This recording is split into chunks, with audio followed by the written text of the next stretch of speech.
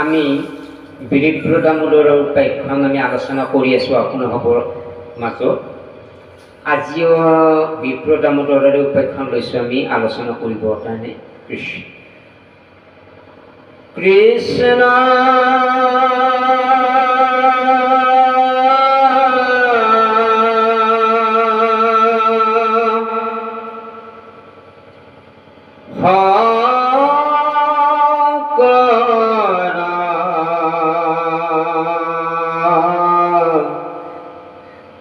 গুৰু হৰে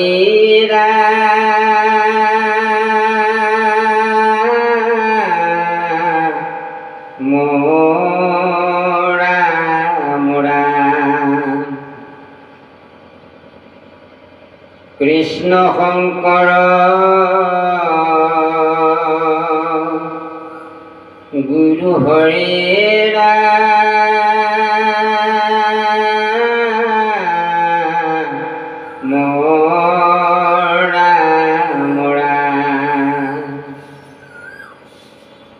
কৃষ্ণ জয় জগৎ গুৰু শ্ৰীমন্ত শংকৰ কৃষ্ণ হৰি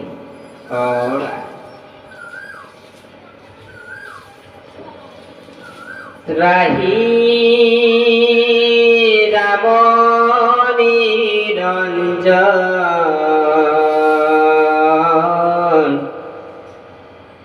জীবেৰ জীবন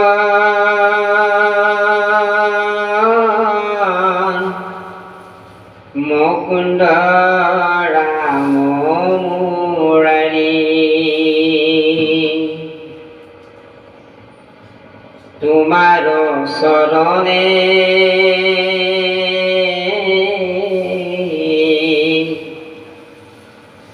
পুখিলু হৰণে নিয়োগ মুখ উধাৰি ত্ৰাহি ৰাম নিৰঞ্জন জীবেৰ জীবন মুকুন্দ ৰাম মুৰাৰী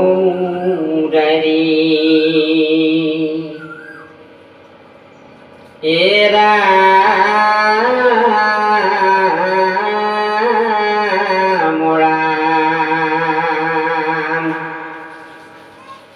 সুবৰ্ণ ৰুৱলে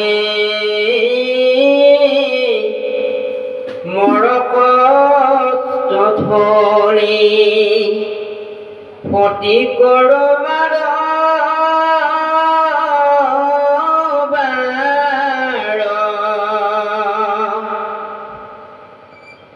ৰত্নময়ী স্তম্ভ গৃহৰ আৰম্ভ দেখি ভোলা চমৎকাৰ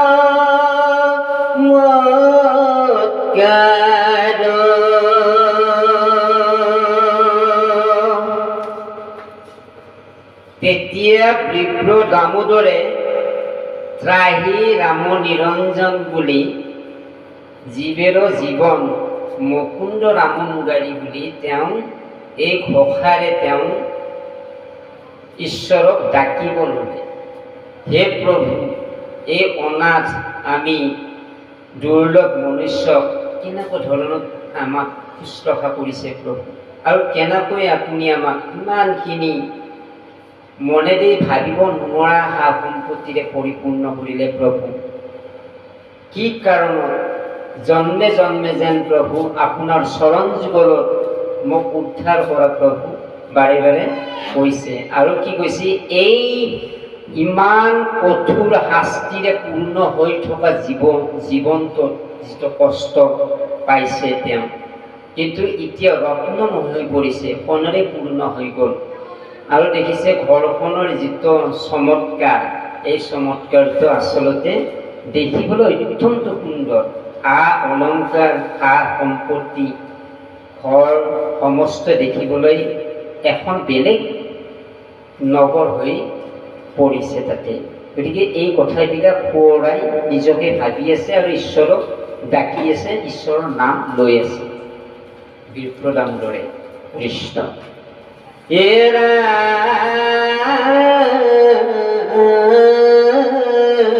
মোৰা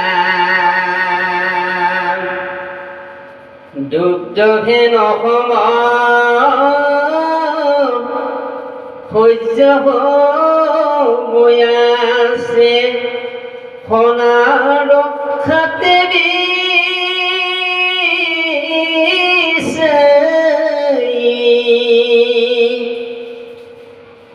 সুবৰ্ণ বাজন জ্যোতিক তাৰ সীমা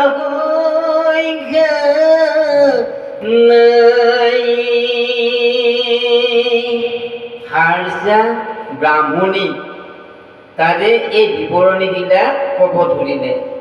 হে ব্ৰাহ্মণী, চোৱা, মই যি ঠাইলৈকে গৈছিলোঁ গাখীৰৰে পৰিপূৰ্ণ ঠাই আৰু কিমান যে সা সুবিধা আৰু লগতে কি দেখুৱাইছে, মোৰ সোণৰ বিচনাত শুবলৈ দিছে আৰু মোক কি কৰিছে, ধুনীয়াকৈ চামোৰাৰ বিচনীৰে বিচি দি আছে। ব্ৰাহ্মণী কৈ আছে আৰু কি কৰিছে, তাৰে সংখ্যা মোক ক'ব পৰা কেপাচিটি মোৰ নাই। ইমান আনন্দ, কিমান সুখ, মোক ইমান আতিথ্য কৰিছে, ইমান ধুনীয়াকৈ মোক সেৱা শুশ্ৰূষা কৰিছে, মই নিজকে মই জীৱনটো মই ক'ব নোৱাৰা হৈ পৰিছোঁ। তাতে বাৰে বাৰে ব্ৰাহ্মণী কৈছে কৃষ্ণ এৰা মোৰা চন্দ্ৰতা পোহৰ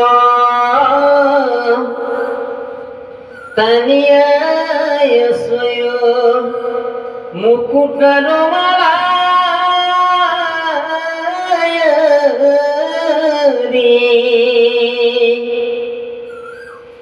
দিব্য কোণে যাতায়াত কৰে শুনিলো পুৰাণ হাবি। ইমান দেখিবলৈ ধুনীয়া, ইমান ধুনীয়া যাতায়াত, ইমান ধুনীয়া ৰত্নময়, ইমান ধুনীয়া চন্দ্ৰতাপেৰে মোক পূৰ্ণ কৰি কি ধুনীয়াকৈ দেখা পালে। এইবিলাক বাৰে বাৰে ক'বলৈ ধৰিলে।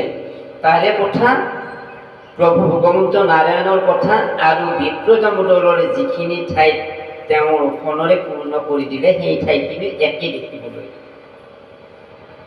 দেখিবলৈ একে, সেইখিনিকে বিৱৰণীখিনি বাৰে বাৰে তেওঁ মনত ভাবি থাকিলে, কৈ আছে। হেৰা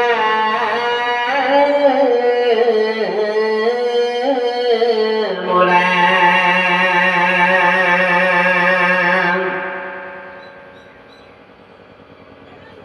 ৰত্নময়ী অনেক প্ৰদীপ প্ৰকাশে নজনয় দিন নজনয় ৰাত্ৰি দিন ইতুয়ত ইন্দ্ৰতয় অধিক পাইলাভ নিধিক গুচিল দৰে ৰচিন।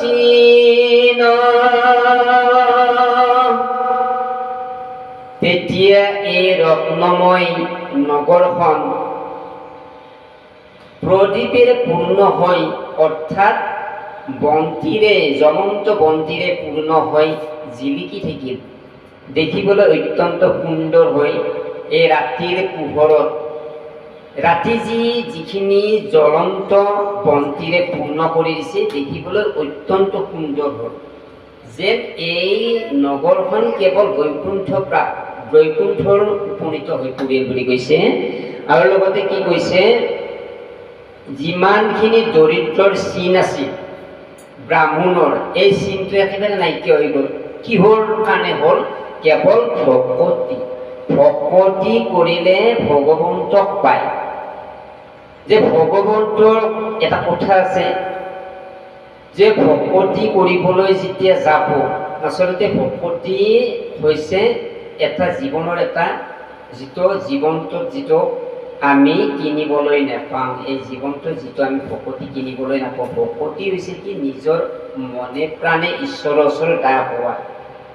গতিকে চাওক, আমি আজি কি কৰিব লাগিব, ঈশ্বৰৰ ভকতি কৰিবলৈ হ'লে আমি সকলো বিষয় বাসনা আমি ত্যাগ কৰিব লাগিব। কেনেকৈ ত্যাগ কৰিব লাগিব? আমি বেয়া চিন্তাবিলাক, এইবুলি আমি ঘৰৰ চিন্তাবিলাক, ঘৰৰ খোৱা লোৱা এইবোৰ কথা কোৱা নাই। আমি বেয়া চিন্তাবোৰ আঁতৰাব লাগিব। ভকতি ৰাজ্যত সোমালে বাহ্যিক কথা মনলৈ আনিব নালাগিব, বেলেগ বেয়া চিন্তা আমি মনলৈ আনিব নালাগিব। তেতিয়াই আমি ভকতে ভগৱন্তৰ যাৰ নাই আদি অন্ত। ভকত হ'ব লাগিলে ভগৱন্তৰ গুণানুকীৰ্তন গাব লাগিব, তেতিয়াই ভকতৰ যেতিয়া চিন ভকতি ৰাজ্যত। হে প্ৰভুসকল, আমি আলোচনা কৰি আছো বীৰপ্ৰতাপৰ উপাখ্যান। গতিকে আমি অহপালত আকৌ আমি আলোচনা কৰিম এই বিষয়ত। কৃষ্ণ। মই দুৰাচাৰ কেৱলে তোমাৰ অপৰাধীনাদয়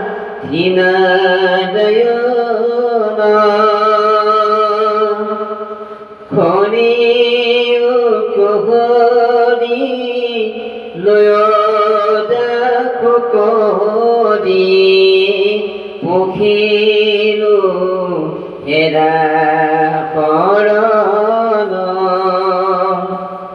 ৰাম পুখিলো হেৰা শৰণ